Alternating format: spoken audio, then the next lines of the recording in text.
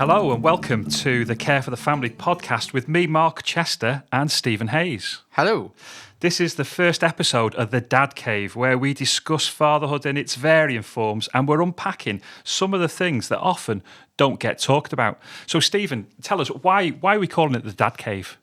In some ways, Mark, it was the best of a bad bunch.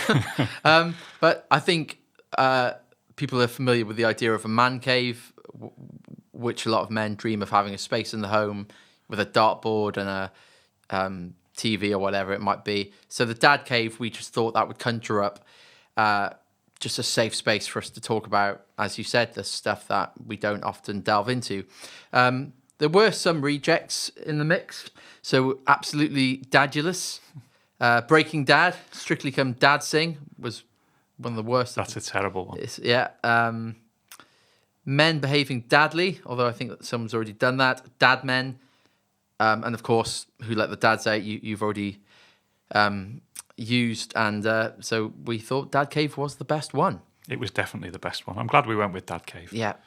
So, Mark, there might be a handful of people out there who aren't familiar with who you are, so can you just give us the broad brushstrokes?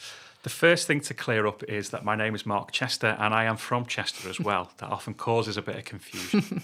But I live there with my family. So I'm married to Sue and we've got two children. Meg's 22 years old and Billy's 18 years old. And Sue and I, 16 years ago when the children were young, set up a project there called Who Let the Dads Out? And it was reaching out to fathers and their children. And that's grown. So lots of churches now run sessions for dads and children from their community. And I'm working for Care for the Family, helping churches to do that.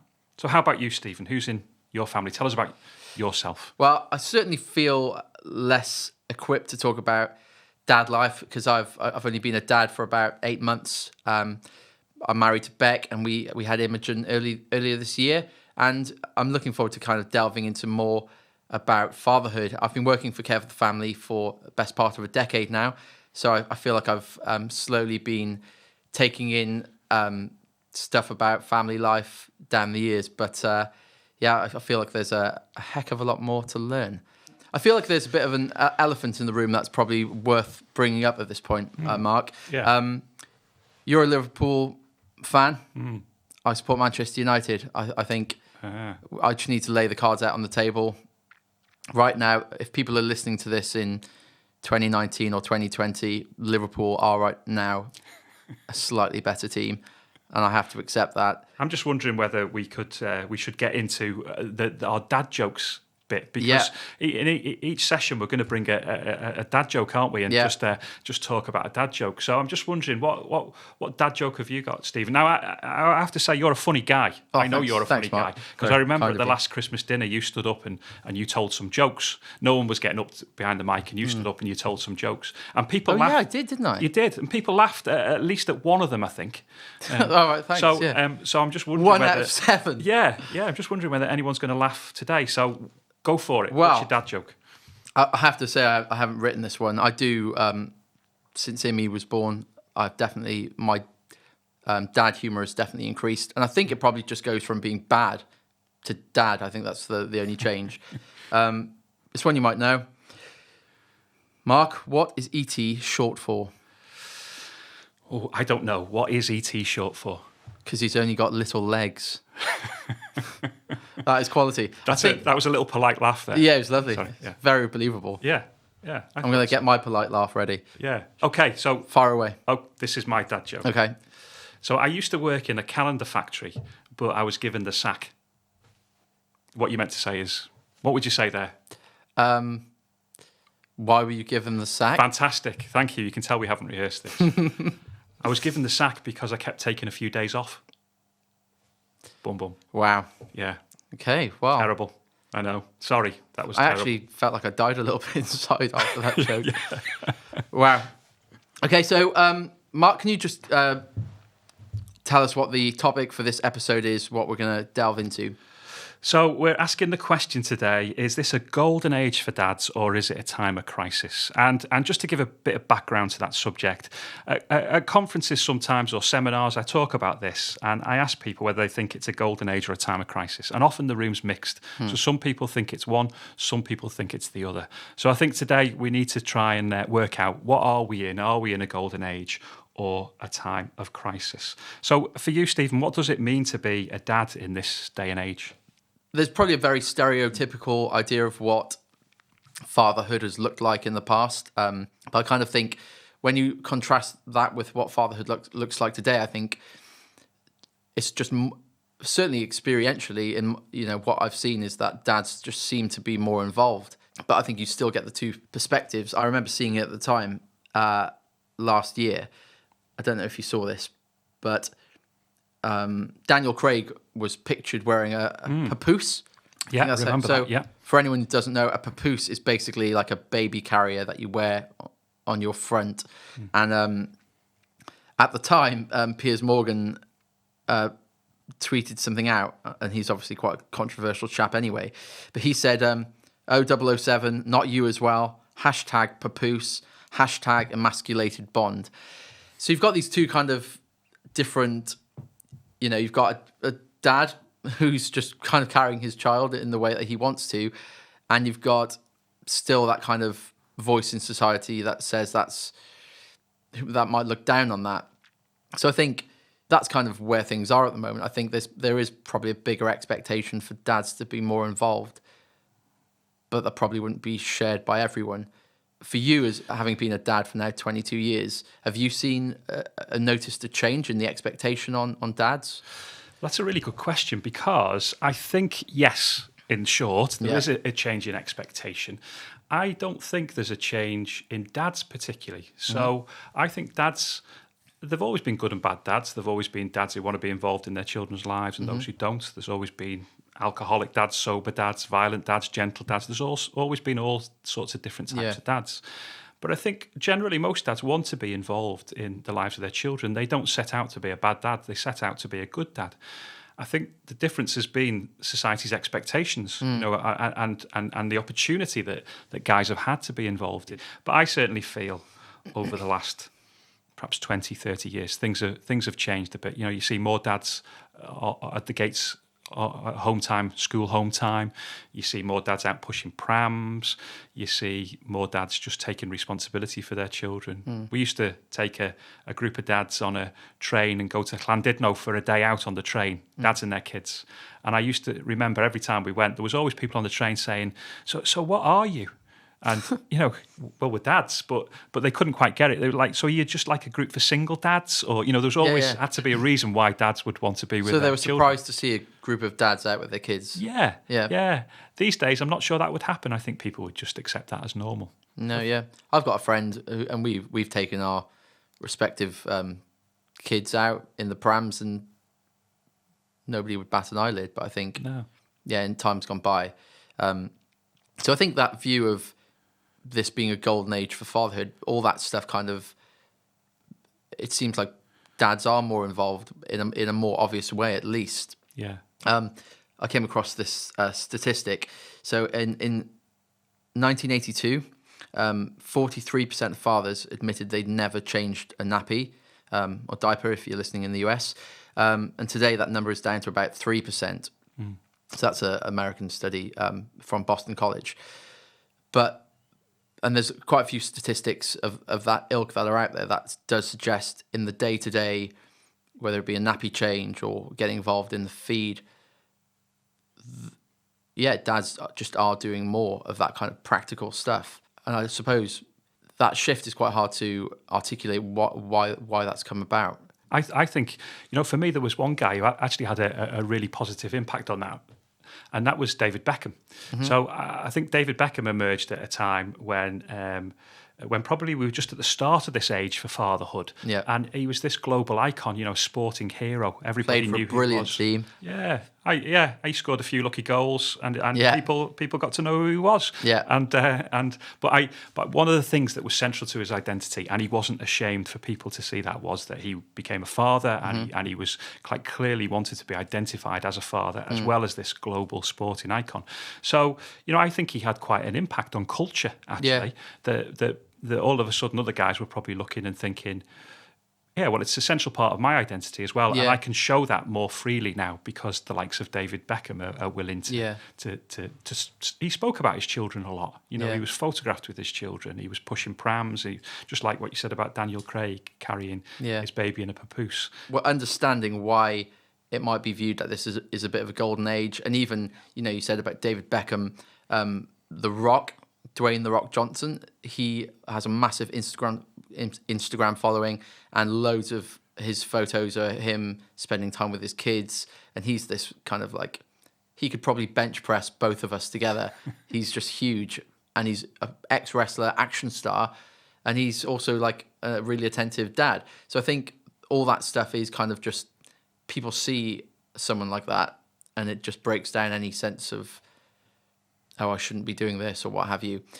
One thing I think you would be far better at delving into is why might it be seen by many as a time of crisis. So you said when you're doing seminars, half the room don't think it's a golden age. And so what does that look like?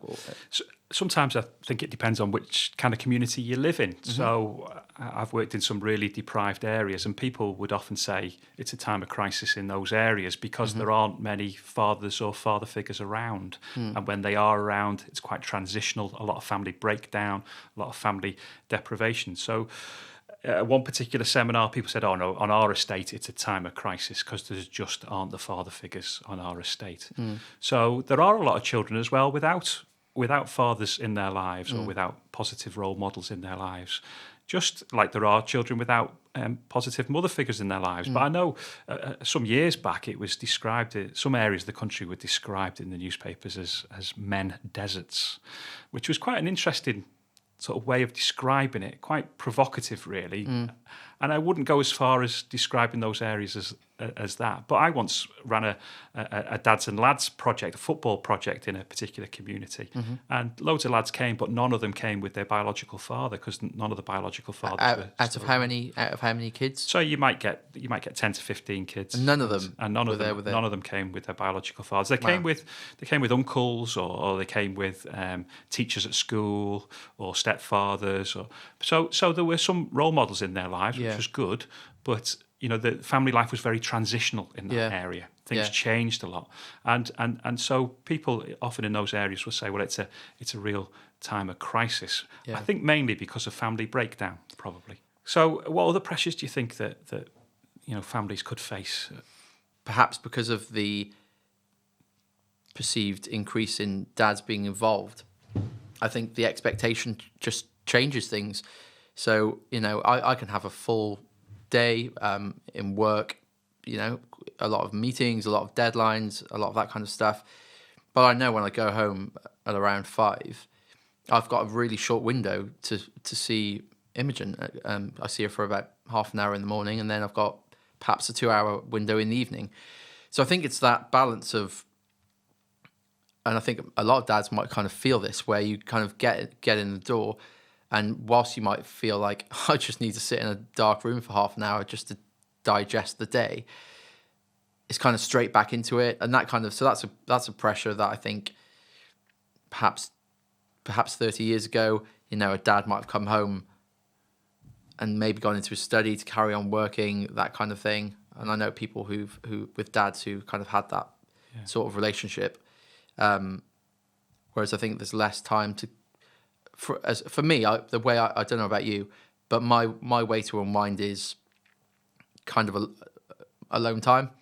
And I think that doesn't mean not wanting to spend time with my family or other people, but I think I love speaking to people, but I kind of re-energize when I've got that kind of, so Beck goes to bed at kind of 9:30, and then there's that like hour and a half where I might just watch something or just do something to kind of unwind from the day. And as pressures go, that's not the worst thing. What about you? What kind of pressures have you faced down the years as a dad? Where do I start? There's loads. I think 22 years worth. Yeah, one of the things that sort of has stuck with me, one of the big pressures was lack of sleep for us because our children didn't sleep very well, and I often used to think actually that if one of us was on our own with the children, how would we have coped? Because it was a bit tag team sometimes. Yeah, we had that. And so I do think areas where those areas of deprivation we were talking about, or areas of family breakdown where dads might not be around. How do or mums might not be around. Dads might be looking at the children, looking after the children, which happens more and more these days. Actually, there's a number of dads in groups I run, single dads who've got main custody of their children. How do they cope really without that break, without somebody to tag team with? And it was a challenge, and at the time it felt like this is going to go on forever, and of course it hasn't. They're older. How long now. did it go on for? Just so I know. I probably shouldn't tell you this. Maybe not. But my daughter didn't sleep through the night until she was about 2.5. So she would wake every 2 hours. Yeah. I'm digressing a bit here, but I'll tell you, when Meg was a baby, I can remember one night, because one of the things I used to do in sheer desperation to try and get her to sleep is I'd take her out in the car in the middle of the night, put her in a car seat, because that would sometimes send her to sleep. One night, friends of ours had been round and they left around about midnight, and Meg woke up at midnight, could not get her back to sleep. In the end, I took her out in the car. I drove for 25 miles between two roundabouts that were 1 mile apart. So I literally just went backwards and forwards and backwards and forwards. Oh, my word. And if the police had seen me, they'd probably wonder, what's this guy doing? Yeah. And eventually, after 25 miles, she fell asleep. So I desperation. It was.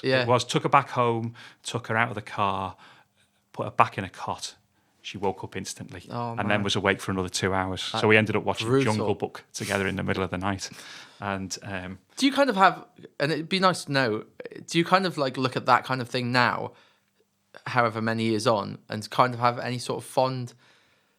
Is any of it like fond memory now, like watching the Jungle Book in the middle of the night, or is that still like, oh no, that was awful? Do you know, I do have fond memories. It's a good question, really good question, because it's really hard work at the time. Yeah. But when I look back, I think I'm really glad I was able to do that, because there's something I think that happens in the relationship at a much deeper level when you do those things together and when you go through those challenges. And that's not to look back with rose-tinted glasses, because it was terrible. You know, it was awful. And I can remember crying in the middle of the night because I was so desperate to get sleep and wanting to get Meg to go to sleep. But now I look back and I think, actually, that's a big investment in the relationship. Yeah. And hopefully that's meant that we've had a closer relationship as both Meg and Billy have got older. Yeah. One of the many upsides of working for Care for the Family for the last decade or so is that I've kind of just been slowly absorbing all this kind of, all these great ideas and little phrases. But I've also made dumb mistakes as well. I think only a couple of weeks ago, I settled her, put her in her cot, and then just kind of like brushed her hair out of her face a little bit, and she woke up, and I thought, what on earth was I thinking?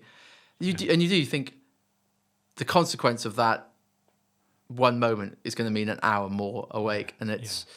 You know, they do grow out of it. That said, like I said earlier, we're in a different realm now where they come in sometimes very late at night, early hours of the morning, and I don't sleep really well, to be honest, until they come in. We have a system where we leave the landing light on, and then when they come in, we tell them, before you go to bed, switch the landing light off. So if we wake up in the night and we want to know whether they're in or not, if the landing light's off, we know they're in. So that puts my mind at ease a little bit. I'm kind of thinking we need to get back on topic, because we've gone into sleep, which we could talk about forever, really, which is interesting. Digressions within digressions, But I'm wondering now, maybe we should come to some kind of conclusion. That sounds like a great idea, Mark. What do you think? Is it a golden age or a time of crisis? By and large, dads are more involved, and I think, the cultural figures like The Rock and David Beckham and so on, Daniel Craig, helping break down any sense of, that's okay for men to do. But I think, and so much of the work you've done with Who Let the Dads Out. I think it's continuing to find ways where men and dads in particular can support each other, because I think there are stuff that we all face, and men aren't always great, and I'm not always great at kind of communicating about the struggles and that kind of stuff. And I think as this podcast develops, it's providing a space to start some of those conversations where, okay, how can we better support each other as dads? I think it's kind of recognizing, things are in a better place, but there are still difficulties. And I think, yes, trying to support each other more can only be a good thing. Yeah, I think that's a great point, supporting one another and just having the conversations like we've had today, just a chance to just get together and have a chat about some of the challenges of parenting, some of the pleasures of parenting as well. I've really enjoyed our discussion today, and I agree with you, Stephen. I think we're in a golden age for fatherhood in many ways, and that's not to diminish areas where it could be seen as a time of crisis. I think it depends on your experience. But I think certainly we're in a golden age of opportunity for fathers. There is the opportunity for things like you've mentioned, like equality in the workplace. It gives the opportunity for more equality at home. I think we're in a golden age of opportunity for dads to get more involved in the lives of their children, and I feel very positive about that. I'm glad I'm a father at this point in history. Yeah, really glad. Yeah. And perhaps that's a good place for us to finish off. Couldn't agree more. Yeah. So that was the first episode of The Dad Cave, and Stephen and I will look forward to producing more episodes, and we'll hope you'll join us again in the future. Thanks for listening. Thanks for listening. Thanks so much for watching. If you enjoyed that or found it helpful, please do click the like button. If you're new to the channel, you can subscribe and ring the bell to be notified about all our latest videos. Finally, if you're in a position right now to support Care for the Family, you can do so following the link in the video description. As a thank you, we'll send you a load of resources for you and your family. Thanks again, and we'll see you soon.